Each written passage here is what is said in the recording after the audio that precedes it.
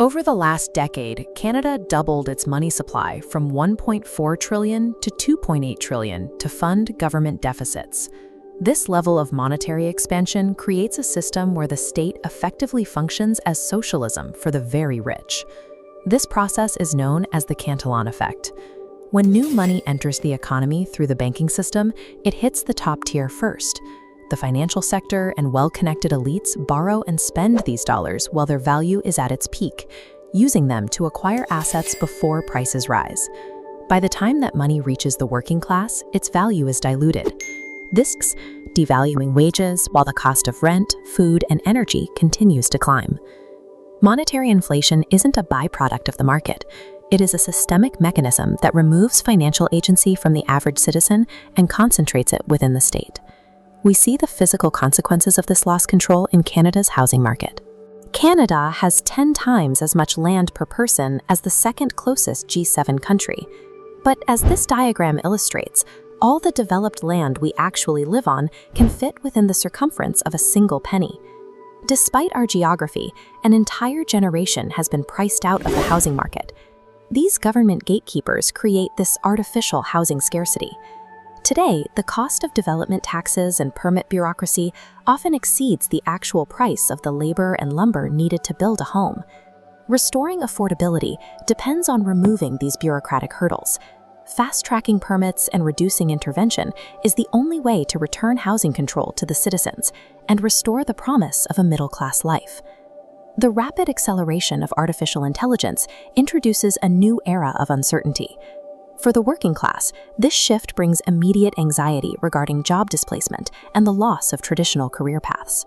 Singapore provides a model for overcoming these types of massive constraints.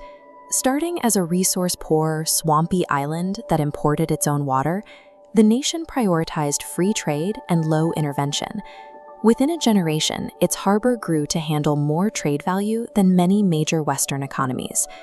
AI offers a similar opportunity to drive down costs. These tools can act as a chauffeur for a minimum wage worker or a personal assistant for a student, provided the government doesn't step in to inflate those savings away through more money printing. If the state refuses to absorb these technological gains into new government spending, the efficiency of AI results in a lower cost of living. It allows the working class to capture the value of the new technology, rather than seeing it consumed by institutional expansion. This philosophy of limited government is rooted in Pierre Poilievre's own history.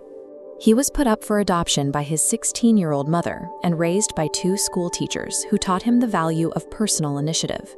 That perspective shifted further with the birth of his daughter, Valentina. She is autistic and nonverbal, and Poilievre describes her older brother Cruz as having a fierce instinct to protect her from bad guys. This dynamic defines his view on the role of the state. While the government must step back to let the capable succeed, it maintains a specific duty to protect and provide for those who cannot provide for themselves. By maximizing freedom for those who can drive the economy forward, society generates the resources necessary to care for the vulnerable. True compassion is only possible when the state is small enough to stay out of the way, yet focused enough to fulfill its core duties. Reclaiming individual control during periods of political chaos requires a specific psychological framework. For Poilievre, that framework is Stoicism. Texts like Marcus Aurelius's Meditations provide a roadmap for leadership. They teach the habit of identifying uncontrollable external factors, like global inflation or political attacks, and ignoring them to focus entirely on personal agency. It's the same fortitude found in the poem Invictus, which Nelson Mandela used to maintain his focus while in prison. The final lines of that poem summarize the objective. I am the master of my fate. I am the captain of my soul. Surviving an era of institutional overreach and economic gatekeepers requires more than just policy changes. It requires the dismantling of state intervention and the unshakable mastery of one's own internal life.